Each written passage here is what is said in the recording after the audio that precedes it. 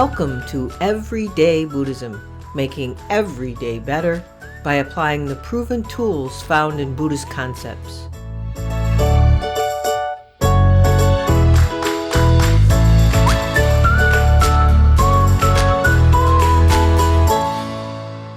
Welcome to a special episode 63, a replay of episode 33, which was from Halloween 2019. I thought it'd be fun to replay a seasonal episode and release it for a Halloween weekend from someone who normally does not celebrate the holiday of Halloween. But I'm doing it for you. I hope you enjoy. Well, it's Halloween. You know, I've never really gotten into Halloween. I guess you could say I'm a Halloween Scrooge. But in the spirit of looking past the beliefs and stories I cling to and face the reality at hand, I decided to explore what I had dismissed as being silly and look at the lessons contained in the history and lore of Halloween from a Buddhist perspective. You know, looking at Halloween from a Buddhist perspective seems pretty obvious around death and ghosts and goblins and stuff, but there's got to be more to it. And I needed to like sink myself into it so that I could say, well, maybe there's something here. So I just thought I'd share with you what I discovered. So we'll start talking about that after the usual bit of podcast housekeeping and announcements. So as I shared with you in the last couple of podcast episodes, I took a big step and retired from my career coaching business. While I was still keeping my behavioral life and spiritual coaching practice. But I did the retirement from the career coaching business so that I could devote more time to this podcast, which sort of has to come in second sometimes.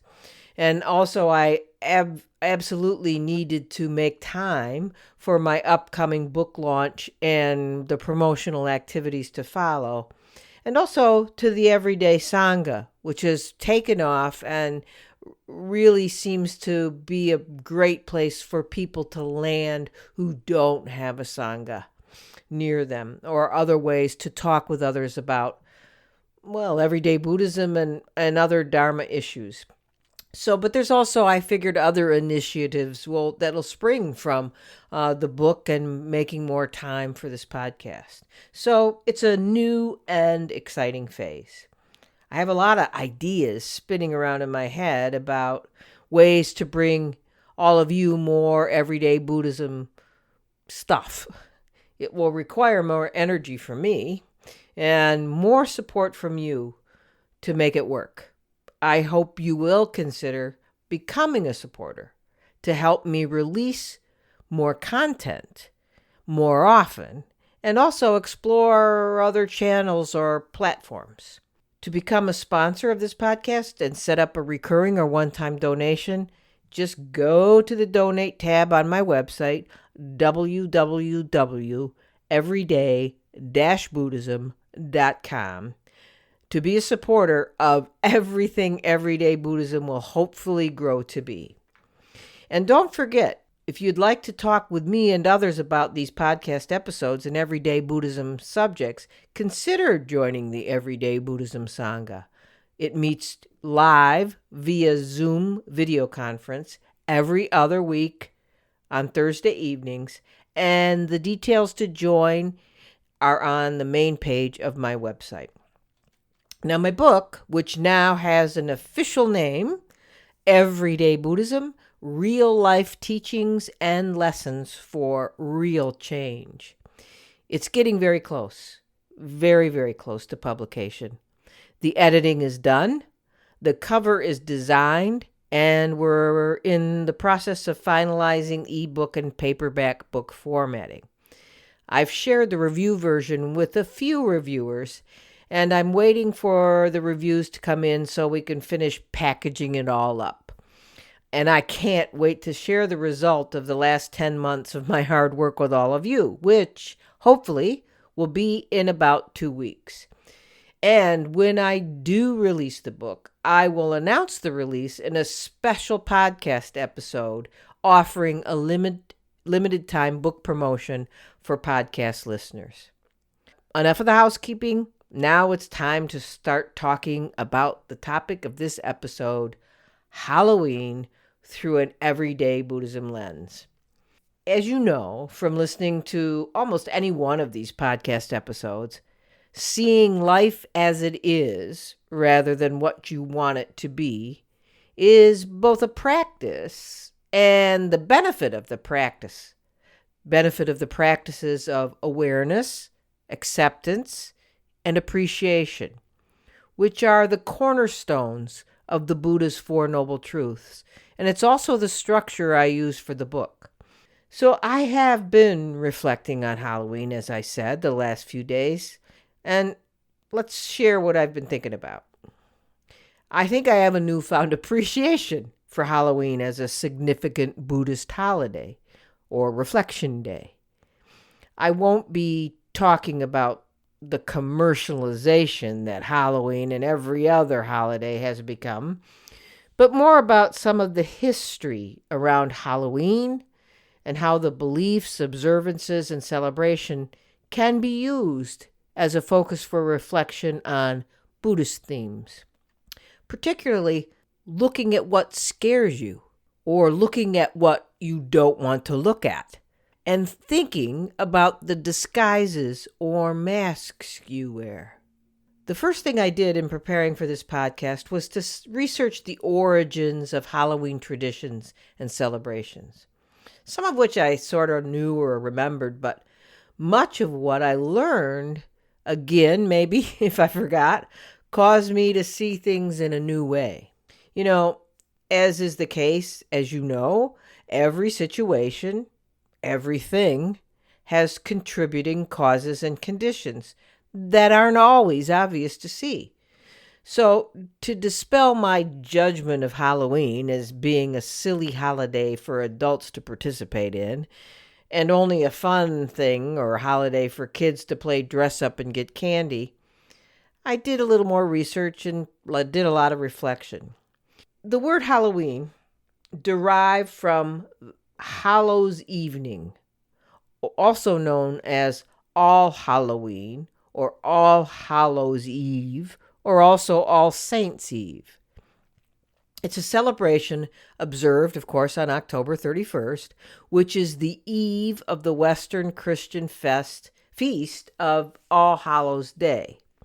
It begins the 3-day observance in the Christian liturgical year of All Hallowtide, which is an observance dedicated to remembering the dead, including saints and martyrs. And by the way, that word hallows, Hallows, means an honored person, or a saint, or a holy person. Many believe, though, that Halloween did not originate as a Christian holiday, but instead was adopted and repackaged as a Christian holiday, as many Western holidays are, repackaged from ancient pagan celebrations to correspond to the Christianity the church wanted to present. In the case of Halloween, it is believed to come from the pagan sense of things, from Celtic harvest festivals.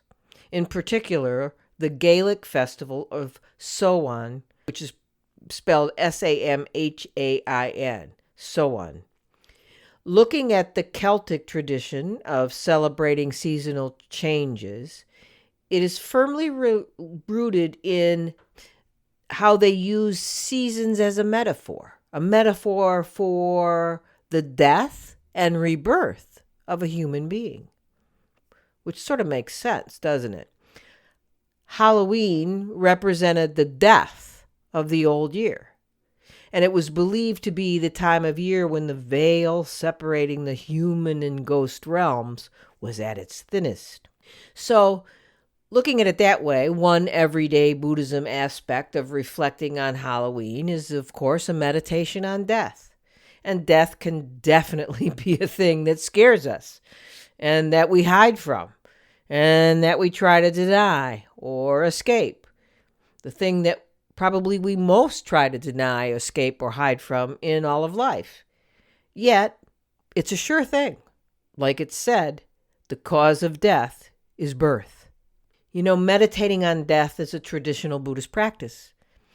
I'll review a bit about how I've already talked about this in episode 24 of this podcast called Appreciating Life Through Death Meditation. As a review, in the Satipatthana Sutra, and I probably mispronounced that, from the Pali Canon, it goes into the not so pleasant detail about meditating on corpses and charnel grounds in ancient India, describing the stages and the various stages of decomposition that you would observe when bodies die. The sutra describes it as, quote, a corpse thrown aside in a charnel ground, 1, 2, or 3 days dead, bloated, livid, and oozing matter, being devoured by crows, hawks, vultures, dogs, jackals, or various kinds of worms, eventually turning into bones, rotten and crumbling to dust. On observing this, the monk reminds himself that this body, too, is of the same nature to die. It will be like that. It is not exempt from that fate, unquote. So these specific descriptions of oozing matter, corpses devoured by worms, boy, is that not a Halloween theme if we ever had one, right? Now, and I'm not trying to be morbid here, or I'm not trying to make it a spooky, ugly Halloween kind of thing, but it certainly is the stuff of scary Halloween stories, isn't it? Yet, death meditation can be particularly helpful in our culture. So Halloween could be thought of as a time to pause and think about those things. Dying and death is kept outside and away from our daily lives in most cases in this culture. Many of us have not observed someone dying, not even a loved one. Of course, we all have experienced the death of a loved one in our lives, but many of us have not been there when it's happening. It's been kept away from us. But meditating or just thinking about death, ours or the death of those around us, can help us live more fully. Reflecting on death can help us remember that things we find attractive or desirable, the quote, shiny on the outside but on the inside are pitiful, as the Stoic philosopher Seneca put it. Remembering this helps put things in perspective. And as I always say, everything is about perspective. Soon we may not be around to grasp the, quote, shiny things. And this helps us develop a sense of equanimity about all the different things and circumstances that happen in our lives. It's like one of my mantras is, in the grand scheme, how important is this really? If you put everything in that perspective of death, it tends to boil it down to, in the grand scheme, how important is this really? There are very few important things except caring for the people around us, loving them, being there to help them, and being an active participant in life as it is. But, this death meditation stuff, you don't want to, it's not for everyone. Thinking about death can scare people to the point that it makes them unproductive and fearful and full of anxiety. So if thinking about death elicits that kind of great fear or aversion in you, and not that sense of equanimity that I'm talking about, then it's probably best to just stick with mindfulness meditation. Yet, we always got to remember we can go too far the other way. Not thinking about it at all because of our fear of death is a denial. Meditation on death can make us appreciate life more. When we remember our time is limited, or even short, our perspective changes radically. It's that, how important is this really? And we've probably all experienced this in those days after, feeling good after, 2, 3, 4, 5 days of the flu in bed. or those first few days of walking without a cast, or during the hours and days following a natural disaster in our neighborhood, or any of those things. It's like, wow, life is beautiful, and we take it for granted. It's pain, sadness, grief, but then the crystal clear realization of how beautiful life really is, how beautiful everyone around us is, and how grateful we are to have them. We stop a little quicker when we're about to get angry with our children, spouse, coworker, or neighbor. Halloween can be a time to do this. We can make it a ritual for ourselves. Even if we do like to participate in the costumes and masquerades and any of that stuff, if you take some time to meditate during that Halloween season as the season of death comes upon us, then we can think about death and it helps us appreciate life. But back to the Celtic tradition. Halloween, like I said, represented the death of the old year. It was believed to be that time when there was that thin veil and the ghosts were hanging out with us, or we could maybe see them. The winter solstice then was considered the time of conception for the coming year, the year to come. And on February 1st, the Celts celebrated Imbolc as the actual birth of the new year. So February 1st, Imbolc marked the halfway point between winter solstice and the spring equinox. This period between the winter solstice and the spring equinox was the time of gestation, when the new animal and plant life, although it was growing and stirring, was still hidden in the body of its mother, or in the case of vegetation in the winter and the early spring, within the body of Mother Earth. Now, the interesting Buddhist aspect of all of this ancient Celtic period of 7 weeks between Halloween and the winter solstice, corresponds to the 49 days of the Bardo, which is the Tibetan term meaning an in-between state. In the Tibetan belief system, the Bardo is considered to be the in-between existence between two lives on earth, when one's consciousness is not connected with a physical body, but one experiences a variety of phenomena or apparitions, including ghosts and demons that come from the mind or the awareness. According to these beliefs, if the mind reacts with panic, then a samsara rebirth, possibly in even unpleasant realms, is inevitable. However, the belief goes that if that in-between being or that in-between mind or person in the Bardo recognizes these apparitions as hallucinations or projections of his own negative karma resulting from his own actions, then therefore liberation from samsara remains possible. Now, in this Tibetan Buddhist approach, there are some very scary looking creatures you may find on tankas hanging on the walls of Tibetan Buddhist Dharma centers.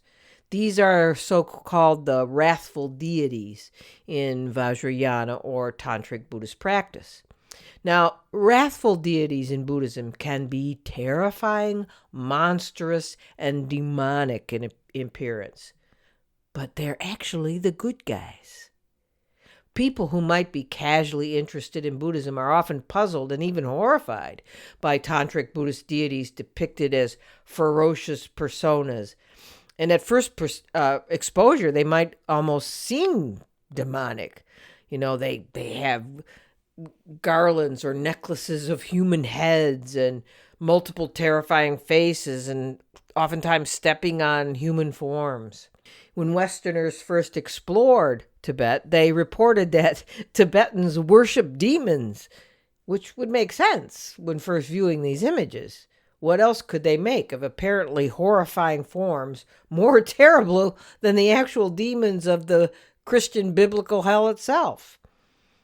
Actually, when I first encountered these images and the description of Buddhist hell realms, At first, when I was studying in books and then in my initial entry into a Tibetan Buddhist Dharma center, I too was taken back. Why in the world would a spiritual practice have you focus on these horrifying and graphic images? What kind of spirituality is that?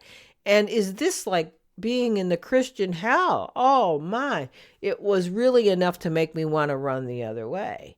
And actually, when I was at the Dharma Center, I witnessed many like tours of people who wanted to come and see a Tibetan Buddhist center.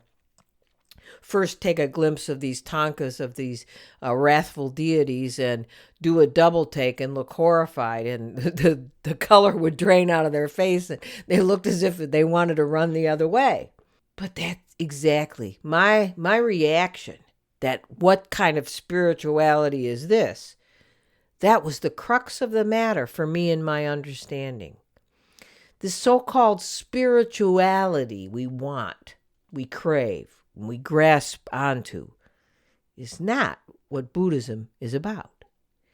It is about seeing life as it is, seeing ourselves for who we really are, and by extension, all others for who they really are. When we see ourselves and others and life nakedly and real, it is only then that we can develop equanimity and then compassion for all, including ourselves. Until then, we're living among apparitions like those in the Bardo or those on Halloween night. So what I learned about fierce deities from my teachers are that the demonic or fierce appearance of these deities represent skillful means. The power of these tantric deity images is that they represent forces that help us transform our own shadow demons or actual demonic entities, if we believe in such a thing as real. A tantric practitioner who doesn't perceive these deities as the psychological shadow selves sees them as the embodiment of the negative karmas or emotions they help us confront and control. These protector deities help us remove obstacles out of our way as we practice. For example, there's a deity called Yamantanka. He's called the Slayer of Death. It's arguably the most ferocious of all the wrathful deities and is considered a helpful practice for people with anger or hatred issues. At a higher level, Yamantanka is a form more terrifying than death itself, and by virtue of this, represents the very power that enlightenment has over death in defeating death. Even Avalokiteshvara, the peaceful and wonderful Buddha of compassion, has his wrathful or terrible form, Mahakala, the great black one. Now, if this sounds a lot like Halloween, you're right. It seems, if we go back to the Celtic tradition of Halloween, the custom was to dress up as ghosts, demons, and scary things. And if we apply that to the concept of the apparitions seen in the Bardo from our everyday Buddhist perspective, these scary apparitions are really nothing other than the aspect of our own self, our anger, our fear, our resentment, our judgment, our ignorance. Wrathful deities, hungry ghosts, hell realms, oh my! But these teachings point to the emptiness of external perceptions. In other words, what's behind the mask? If wrathful, demonic-looking deities are actually working for us, the good guys, they are like the nastiest-looking bad guy but good guy hero in the movies. You know the ones. There's tons of movies and TV shows about it. It's the one quietly working for the rights and the good of other, even though they're really kind of bad guys or scary guys. Let's face it. Who would you want to transform the bad guys or scary forces in your life into something positive? Mr. Bean, the mild-mannered, bumbling character in the British sitcom who approaches everyday problems and challenges as if a child in a man's body? Would you want Mr. Bean to come in and disrupt the bad guys or scary forces in your life? Or would you want the Terminator? I think sometimes it does take a Schwarzenegger-like figure dressed like a wild man, disheveled and scarred, carrying chains, knives, and other weapons, rather than a little child man in a suit, to change the direction of the behavior of a crazed gang of murderers and thieves, or the sometimes crazed thoughts and emotions in our own head, and then channel that aggression to compassion. These tough guys of Tantra are motivated by compassion. Their cause is bodhicitta, and the wrathful appearance they wear is an expression of skillful means. They help us confront our negative or non-productive emotions. And coming back to our Halloween theme, this transforming of emotional reactions demonstrates the emptiness of appearances. That eyeballs gorged out of their sockets, they're really peeled grapes, right? And brains falling out of skulls, it's really spaghetti. So, what appearances are you hiding from? What appearance are you showing to the world that aren't really you? And what masks scare you? What do you see in this world that causes you fear, but is really like the coiled rope that becomes a snake when looking in the dark? Buddhist practice, the practice of seeing what is, and not what you imagine things to be or would like them to be, effectively turns the light on. Then the rope is just a rope. And that person you dislike is really just a scared person like you. And she or he is acting out of fear. So, happy Halloween. Happy seeing things for what they are season. Boo. So, thanks again for all your emails. I hope you enjoyed this fun Halloween episode. Thanks for your comments on my Facebook group. Please do, again, consider supporting the work of Everyday Buddhism through an ongoing or one-time donation at the Donate tab on the website, www.everyday-buddhism.com. And until next time, keep making your everydays better, but right now, enjoy the scary time.